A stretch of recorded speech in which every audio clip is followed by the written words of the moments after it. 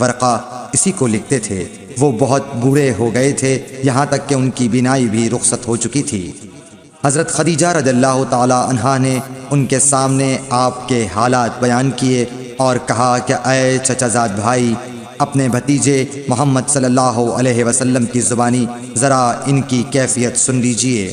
وہ بولے کہ بھتیجے، آپ نے جو کچھ دیکھا ہے اس کی تفصیل سناؤ۔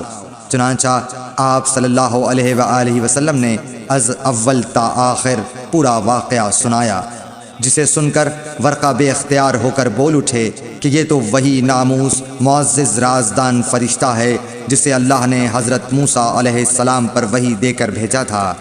کاش میں آپ کے اس عہد نبوت کے شروع ہونے پر جوان عمر ہوتا، کاش میں اس وقت تک زندہ رہتا جب کہ آپ کی قوم آپ کو اس شہر سے نکال دے گی۔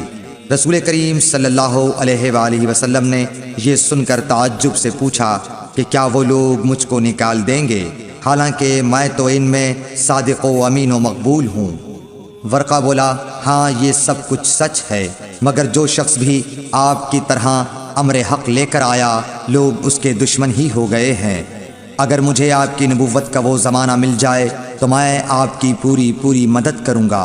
مگر ورقہ کچھ دنوں کے بعد انتقال کر گئے، پھر کچھ عرصے تک وحی کی آمد موقوف رہی۔ صحیح بخاری حدیث نمبر 4۔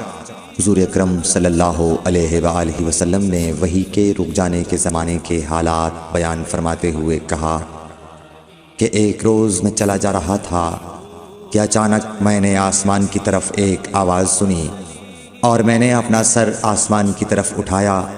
کیا دیکھتا ہوں کہ وہی فرشتہ جو میرے پاس غار حرا میں آیا تھا وہ آسمان و زمین کے بیچ میں ایک کرسی پر بیٹھا ہوا ہے۔ میں اس سے ڈر گیا اور گھر آنے پر میں نے پھر کمبل اوڑھنے کی خواہش ظاہر کی۔ اس وقت اللہ پاک کی طرف سے یہ آیات نازل ہوئیں، اے لحاف اوڑھ کر لیٹنے والے، اٹھ کھڑا ہو اور لوگوں کو عذاب الہی سے ڈرا، اور اپنے رب کی بڑائی بیان کر، اور اپنے کپڑوں کو پاک صاف رکھ اور گندگی سے دور رہ۔ اس کے بعد وہی تیزی کے ساتھ پے در پے آنے لگی۔ صحیح بخاری حدیث نمبر 5۔ رسول اللہ صلی اللہ علیہ وآلہ وسلم نزول قرآن کے وقت بہت سختی محسوس فرمایا کرتے تھے، اور اس کی علامتوں میں سے ایک یہ تھی کہ یاد کرنے کے لیے آپ اپنے ہونٹوں کو ہلاتے تھے۔ ابن عباس رضی اللہ تعالیٰ عنہ نے کہا، میں اپنے ہونٹوں کو ہلاتا ہوں جس طرح آپ ہلاتے تھے۔ سعید کہتے ہیں، میں بھی اپنے ہونٹ ہلاتا ہوں جس طرح ابن عباس رضی اللہ تعالیٰ عنہ کو میں نے ہلاتے دیکھا۔ پھر انہوں نے اپنے ہونٹ ہلائے۔